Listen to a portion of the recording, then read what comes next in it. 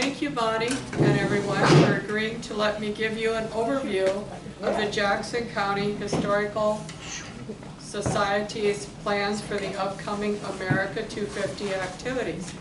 Allow me to introduce myself. My name is Rose VerCande, and I live in the country about 3 miles north of Oxford Junction. Bonnie Mitchell and Sarah Jones asked me to follow up on my idea of investigating immigration into Jackson County. I had the pleasure of living near Baldwin and Monmouth for almost 9 years.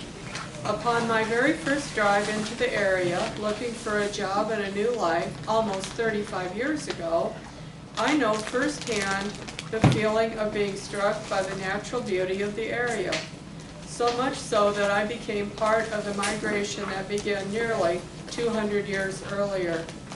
Now for a bit of the history of America 250. On July 4th, 2026, our nation will be commemorating and celebrating the 250th anniversary of the signing of the Declaration of Independence. In 2016, Congress established the U.S. Semi-Quincentennial Commission and the supporting organization America 250 Incorporated. America 250 is a nonpartisan initiative working to engage every American in commemorating the 250th anniversary of our country. This multi-year effort from now through July 4th of 2026 is an opportunity to pause and reflect on our nation's past, honor the contributions of all Americans, and look ahead toward the future we want to create for the next generation and beyond. During President Donald Trump's visit to the Iowa State Fairgrounds on July 3rd, 2025, President Trump said, "In honor of the wonderful tradition of fairgrounds like this one, this is a great fairground, and as you know, I've been here before. We will be orchestrating what we're calling the Great American State Fair, and it will start right here in Iowa." Thinking back, can you remember July 4th of 1976? How old were you, where you lived, your aspirations for creating your life, family, and career? How has life in America changed in that time span? How can we record and send our experiences into the future for the next generation and 50 years? For not only Maquoketa, the other Jackson County communities, but the continuing role Jackson County will play as one of Iowa's 99 counties. Several civic-minded ideas have been discussed. One being, what's the big deal? This concept is in regard to the Declaration of Independence, the Constitution, and the Bill of Rights. Discussions span the possibilities of short presentations, either in person or videotaped for later viewing, getting the opinions of the public or man on the street. The Historical Society has audio recordings that are comparable to this from 1976.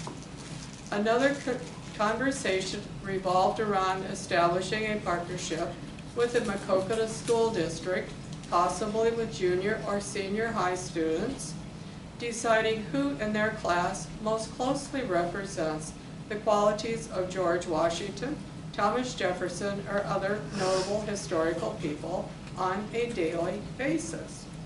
The Historical Society and DAR, or Daughters of the American Revolution, are considering ways to collaborate.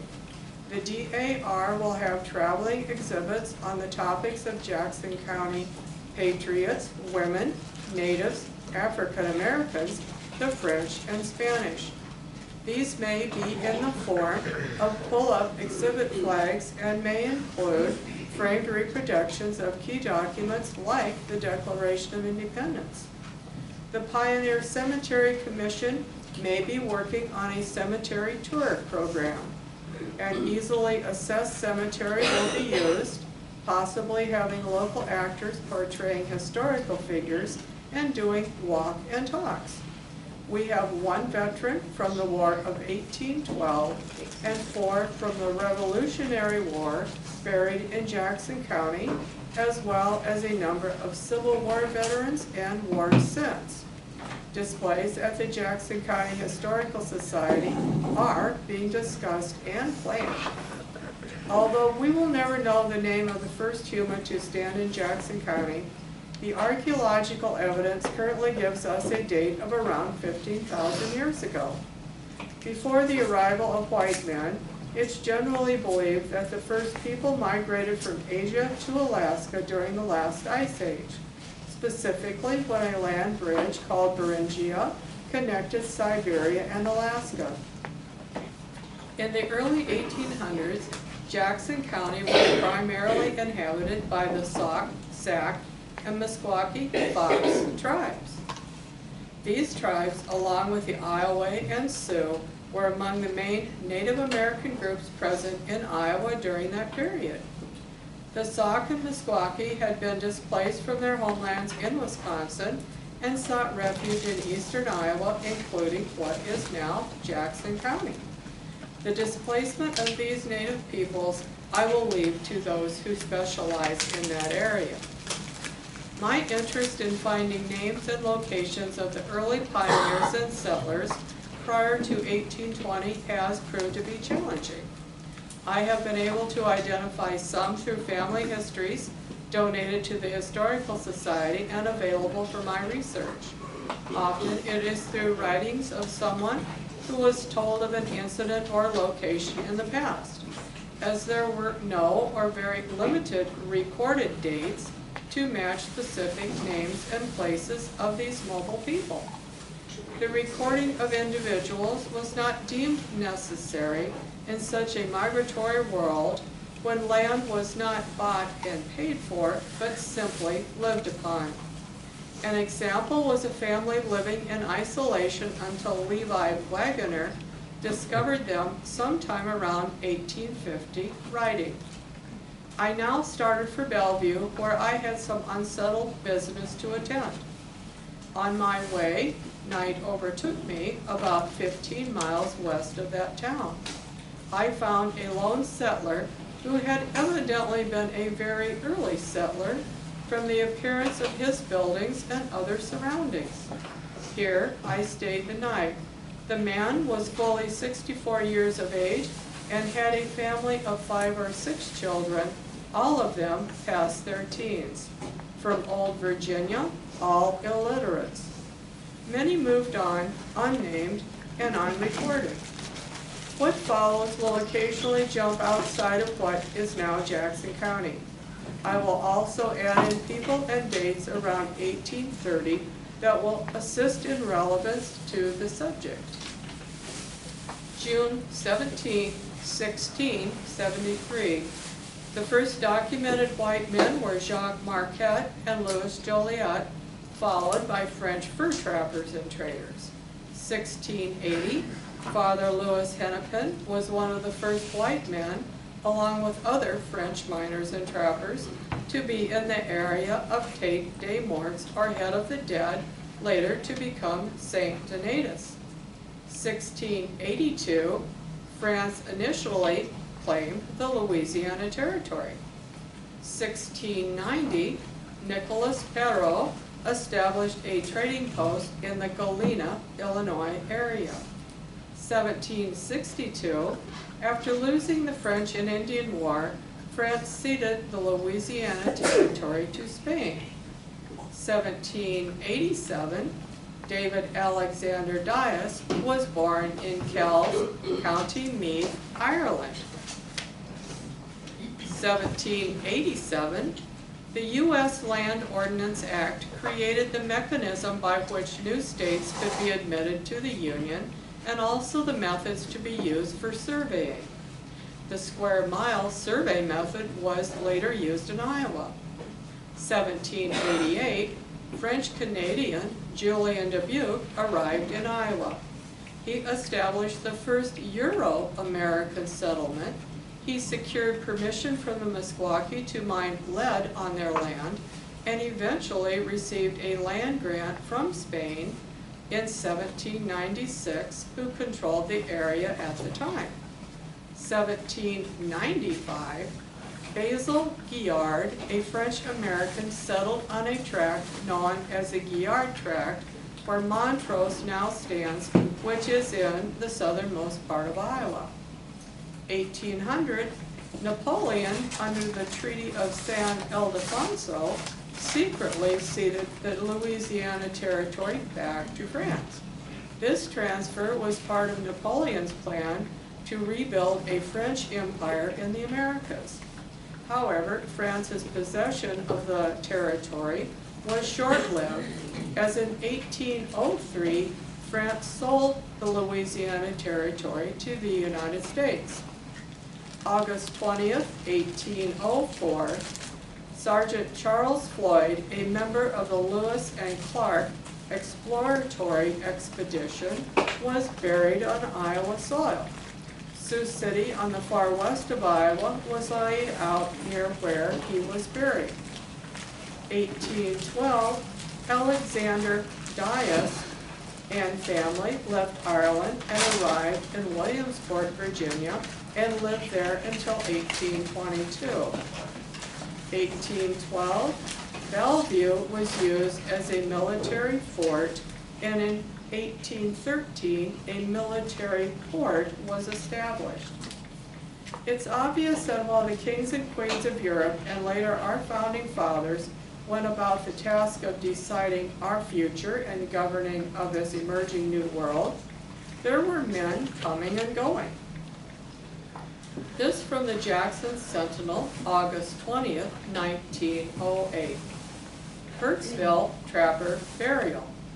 On Wednesday morning, on the very topmost brow of the hill above the great rock quarry, and just north of Mr. Hurst's big hay barns, a full-size skeleton was found. Workmen were stripping off the dirt when about 3 feet below the surface, they found a decayed wooden box containing a large-sized skeleton, an iron buckle, a piece of wood with 3 bullets in it, also a piece of old flintlock gun cap were found beside the bones, thought to be either Indian or trapper of pioneer days. Burial probably took place not less than 60 years ago. 1908 minus 60 years equals 1845. This individual was likely born between 1780 to the early 1800s. Before 1800, a good many trappers and traders had married Indian wives and had families. 1824, these families resettled in half-breed tract, a 119,000-acre area set aside for individuals of mixed American and European descent, specifically those with ties to the Sauk and Meskwaki Fox tribes. A triangular piece of land in southeastern Iowa, bounded by the Mississippi and Des Moines rivers, and extending south from a line roughly corresponding to the northern boundary of Missouri. Unnamed individuals, their stories forever lost to time.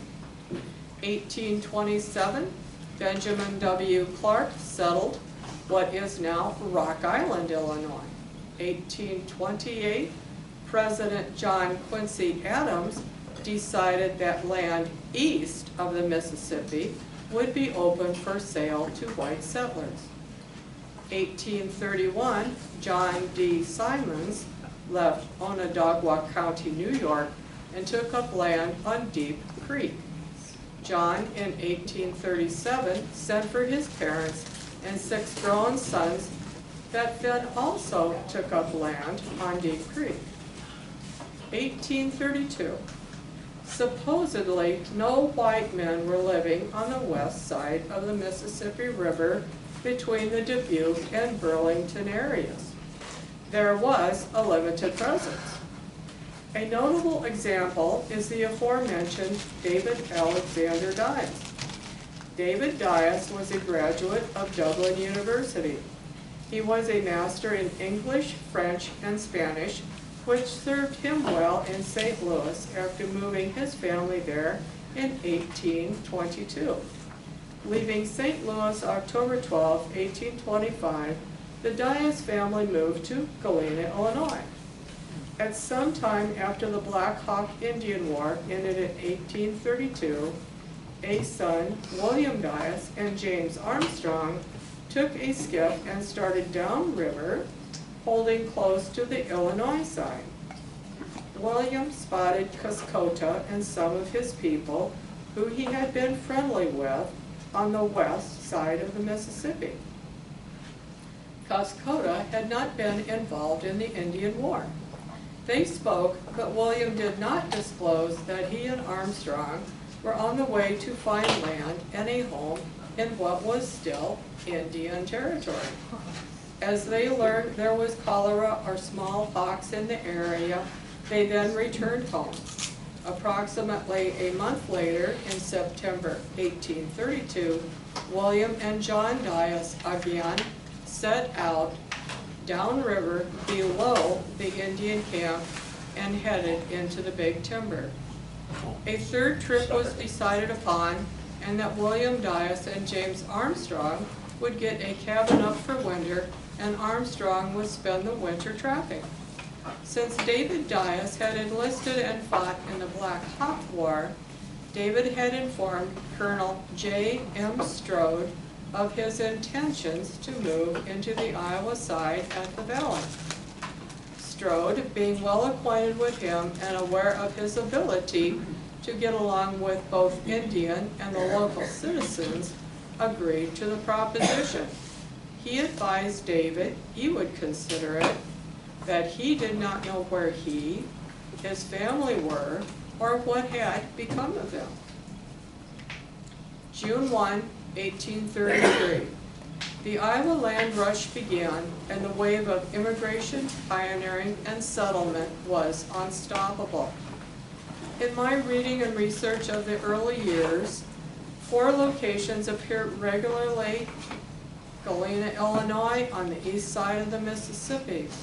Galena, for my research, developed into a jumping-off point heading into the Iowa Territory. Brothers John and Tyler Armstrong and John's wife Jane arrived in 1818, coming overland in an ox-drawn covered wagon from Connecticut, lured by lead mines. Moses Meeker and wife had arrived from Kentucky in 1824. Frederick Dent arrived and established the first store. Till that time, people in the area depended on supplies from the old trading post established at the mouth of the Fever River by Nicholas Perrot in 1690. Dubuque, Bellevue, and Sebula, areas further south on the west side of the Mississippi. It seems that the Mississippi, before the lock and dam system was installed, allowed for natural places to maneuver boats, rafts, or barges to dock in those locations. In one instance, Isaac Dorman was said to have crossed the Mississippi on a log and landed in Sebula in 1835. That must have been an interesting trip. The strong currents and perils of the choppy waters of the Mississippi were reported in the early 1800s as the settlers found their way to Clinton. A half-century later, millions of logs floated past the area from lumber camps further north. The information I have gleaned also suggests that once the immigration was unstoppable, the settlers followed the sun almost due west from Sebula through Mackokina onto Baldwin and Monmouth on the west side of Jackson County. Buckhorn being a notable stopover of those on the westward trek, with settlers fanning out in all directions throughout Jackson County. Who were the settlers? The records reflect that many of the first to arrive had roots established in the east: New York, Pennsylvania, Virginia, Kentucky, some from Canada. Some were well educated, and quite a number had military experience. The later arrivals from Ireland, Scotland, England, Germany, France, most came with trades, some highly educated as well, and fluent in more than one language. Some came with already established families. Others were young children traveling with extended families. There were a number of young men, some hardly in their teens, who either struck out on their own or were sent by their families to find fortune in the New World.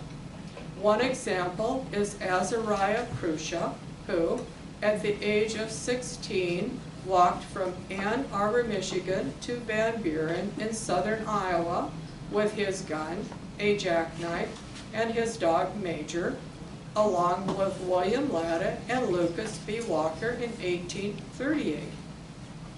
Some had never seen such abundance once they arrived in Jackson County. As in many cases, the aristocracy of Europe had drained their land and people long before their birth.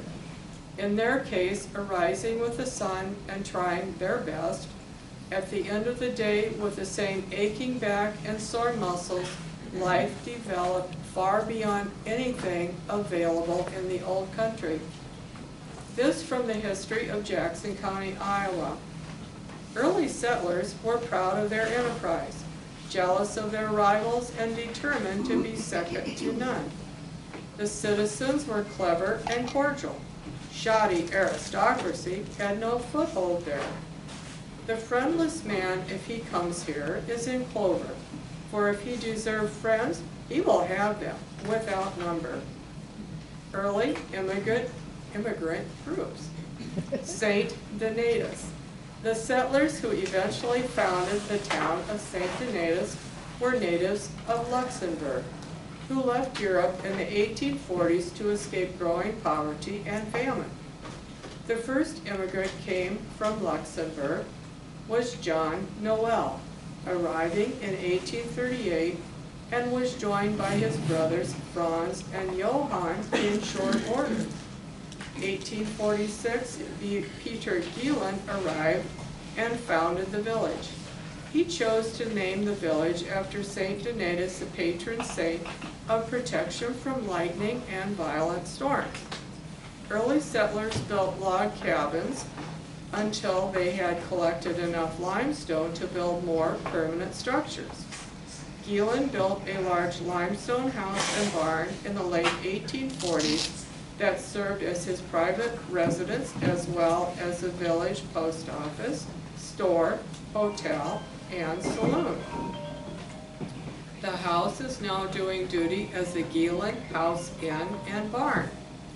Throughout its history, St. Donatus has remained a small village closely tied to the farm economy. Its impressive collection of 19th century Luxembourg architecture has earned the entire village a spot on the National Register of Historic Places. The St. Donatus Catholic Church was dedicated in 1860. Interior highlights include the German Baroque altars and the statue of Our Lady of Luxembourg. The rectory was built from the same native limestone in 1857. The parish is known for its outdoor Stations of the Cross located on the hill behind the church. They were constructed in 1861 under the direction of Reverend J. Michael Flamen, and may be one of the first developed in the United States.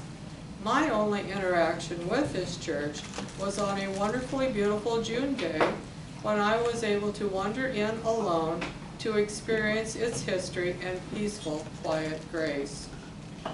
Irish immigrants were among the early European settlers and played a significant role in building Jackson County.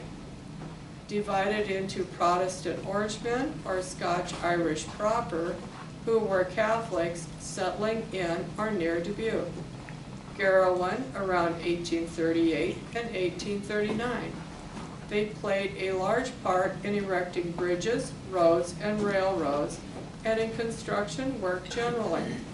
About 50 Irish families settled along the Maquoketa River near Cascade in 1842. The failures of the Irish potato crop in the late 1840s spurred further Irish immigration to places like Iowa, where many found work in the lead mines around Dubuque. Other Irish settlements in Jackson County include Bellevue and Sebula. Germans were another significant immigrant group, with many settling across the state, including Jackson County.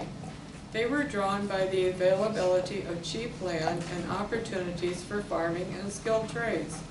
The German influence can still be seen in some cities and towns with names of German origin. The following Volga German families settled in Jackson County: Appelhans from Rothamel and Ballender from Maryville. British Islanders. This broad category includes English, Scottish, and Welsh immigrants. They were among the largest groups to settle in Iowa. While they didn't have to contend with a language barrier like some other groups, they sought the opportunities for land ownership and a better life that America offered.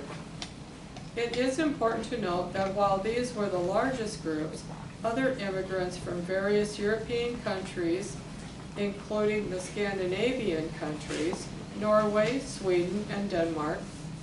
Scandinavian settlements commenced at an early date. Danes constituted more than half of these immigrants. In general, they pressed forward to the areas with the coldest winters and the most isolated situations. Herbert Hoover, our 31st President of the United States, from 1929 to 1933, was a descendant of the Pennsylvania Quakers who made their move to Iowa. Of course, Ansel Briggs inaugurated December 3rd, 1846 as Iowa's first governor, 25 days prior to Iowa being admitted to the Union. Governor Briggs served from 1846 to 1850. He was born in Vermont on February 3rd, 1806. His education was attained in the common schools of Vermont and at the Norwich Academy in Connecticut. After moving to Ohio and then Iowa, Briggs established successful careers as a mail carrier and stagecoach driver.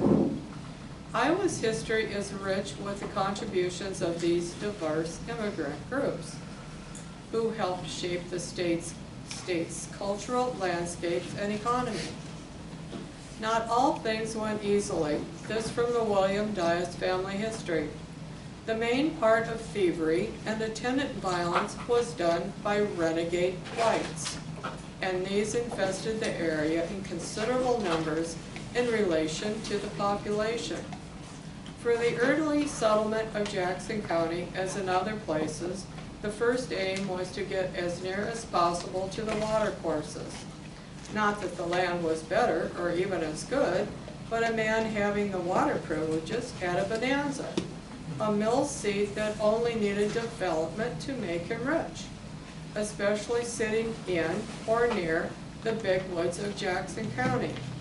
This timberland was extensive and bordered the Maquoketa, Wapsipinicon, Cedar, and Iowa rivers and their tributaries, consisting of hardwoods, oaks, white oak, red oak, bur oak, black oak, hickories, black walnut, black cherry, basswood, sugar maple, silver maple, white ash, river birch, honey locust, eastern cottonwood. Surely in the early days the big woods were considered an inexhaustible resource, a veritable treasure trove for the wood craftsmen of Europe arriving in Jackson County. When Jackson County was first formed, it included under its legal jurisdiction all the country west of it within the original land grant, comprising what is now Jones and Lynn counties. Maquoketa did not start with paved streets and brick buildings.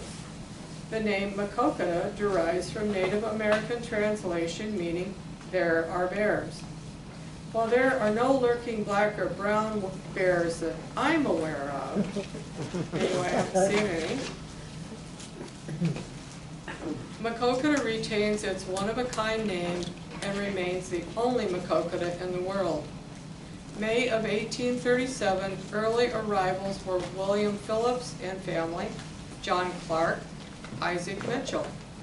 Prior to 1837, Alfonso Gowen had been located in the vicinity just below the rivers where he had built a very small hut. Gowen was a friend of John E. Goodenough of Wayne County, New York, whom he corresponded with describing the area and the need for settlers. History has identified John Goodenough as the founder of Maquoketa. John was born at Springfield, Windsor County, Vermont, March 23, 1812. He tested his early strength in working with his father in clearing away the timber from the land in New York State. He was educated in winter terms of country schools. When he left home at the age of 22, he bought a canal boat and used it for freighting marble, lumber, wood, and farm products on the Champlain Canal, Lake Champlain, and the Hudson River. After 2 years, he employed men to operate the boat and himself became a clerk in the Parmenter General Store at Maria, New York. In the latter part of 1837, he formed a partnership with his employer, having saved a capital of $1,000. Mr. Parmenter furnished a similar amount, and Mr. Goodenough, as a representative of the firm, was to come west to that part of Wisconsin Territory, now included in the state of Iowa, buy government land and engage in other business on a partnership basis. A large part of the money was invested in merchandise, including ready-made clothing, axes, and harness. In January 1838, accompanied by Mr. Lyman Mates, Mr. John Goodenough started west from Maria, New York, with a 4-horse team, driving the entire distance to the forks of the Maquoketa River, having crossed the Mississippi on the ice March 10th. Arriving at Copper Creek at night, they remained in a vacant cabin until early morning, when they constructed a bridge of poles across the creek. A greater obstacle was encountered on reaching Deep Creek, which was swollen by the spring rains. Near it was the only family then residing between Sevilla and the present site of Maquoketa. Securing shelter with this family, they worked at putting up a substantial bridge, 40 feet long, splitting logs which were laid with the flat side up upon the stringers. They reached their ultimate destination after a journey of 9 weeks and 2 days. Mr. Goodenough at once purchased a claim, including the ground occupied by the present city of Maquoketa. His log house stood at the current Main and Platte Streets. Over 60 years, his home was in Jackson County, where he passed away honored and respected in 1902. Women were just as instrumental in finding ways to survive in these new surroundings. Mrs. Vander Venter made corn syrup in 1838, long before Cargill Incorporated was even a thought. Writing, "We had lived 1 week on cornbread and water without tea, coffee, or salt. We had planted some corn in the spring, and it was now beginning to harden and was fit to grate. I took a tin pan, punched the bottom full of holes, and made a grater, then went to the cornfield and selected some of the earliest ears, and by rubbing it across the grater, I found no difficulty in supplying ourselves with bread for a month at least. Our first molasses was made in this way, as we knew nothing of sorghum at the time. I took the common corn stalks, cut off above the ear, and after cutting off the tassel, then cut the stalk in pieces about 1 inch long, put it in a pail or kettle with water sufficient to cover, commenced boiling out the juice, skimming off occasionally and filling with more stalks, until the water was about as sweet as maple sap. then skimmed out all the stalks, strained the juice, and boiled down to the thickness of common syrup. I think I made a better molasses of the present. Entire families possess both mental and physical tenacity, determination, and plain old survival skills. In the spring of May 16, 1845, the year before the territory was admitted to statehood, Daniel Court, his wife, and 5 children settled on a farm near what is now Zwingle. This from the writings of a granddaughter. That first winter, only a cellar had been dug out of the hillside, with boards laid over the top to keep out the wintry blast. My mother told me the bed for the 5 children consisted of a large packing box, likewise covered with boards through which snow sifted and coated the comforters covering the children. At that time, wolves were often seen, and friendly Indians came often, always begging for butter or lard, and with a special longing for some of Sarah Court's soap. This soap was produced by wood ashes in a hopper through which water seeped. The lye thus produced dripped into a crock. This lye, mixed in proper proportions of grease and heated, furnished a soap which brought linens to the clothesline snowy white, no detergents, nor no chlorine bleaches. My grandmother had her own candle dip and made her own tallow candles. Life was primitive but satisfying. I know that many of us in this room grew up in the 40s and 50s in houses that were heated in the summer and air conditioned in the winter. But reading the aforementioned brings a new meaning to a roof over my head. When I first started my investigation, I had no idea where to start. Over the years, I have heard of John Goodenough and some of the history of Maquoketa. I had no idea how many of the volunteers at the Historical Society have families that have lived in the area for many generations, and that each had a different view of the history of Jackson County. What was I looking for as I stood in the rows of old maps, books, journals, and newspapers, losing time and space to walk in the past through those works?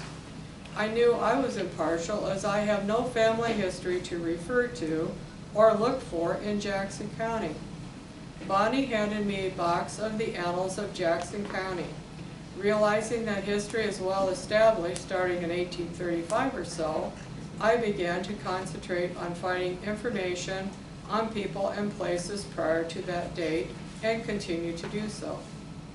It's hard to get time at Clinton Engines alone with the books, but in those times, the whispered sounds and echoes of conversations past start to emerge.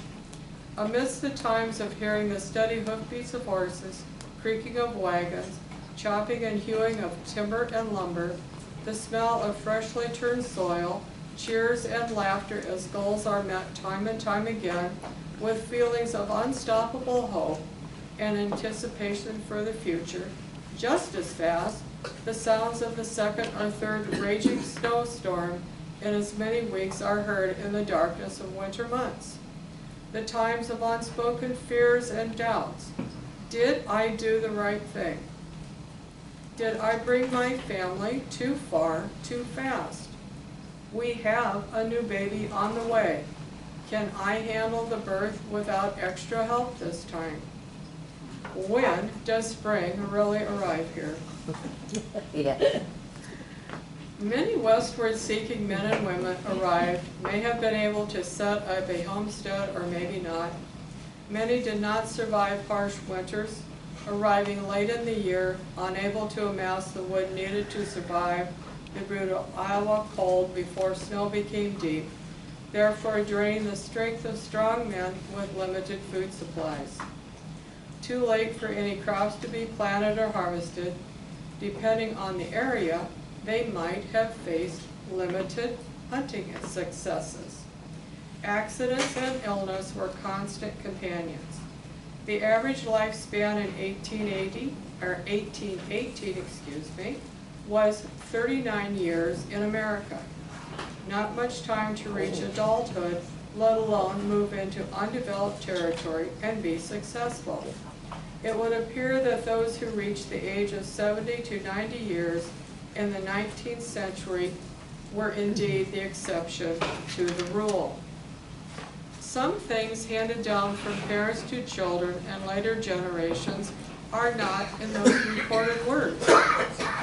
The times of late fall visits as the snow and cold isolate one family or individual place from the rest, the daily checking to see smoke of each neighbor, the crack of a firearm splitting the quiet cold of winter, the early spring checks on your neighbors, the sunrise that was just a bit earlier and warmer, the first spring bird chirping, and the day the older children took their time getting the pail of water from the creek instead of running pell-mell back to the cabin. And just like that, they were off again. Year after year, decade after decade, through joys and sorrows, gains and losses, changing technologies and a constantly changing world. And here we are, still making and developing Jackson County. Stay tuned. Thank you. Good job, Rose. Thank you so much.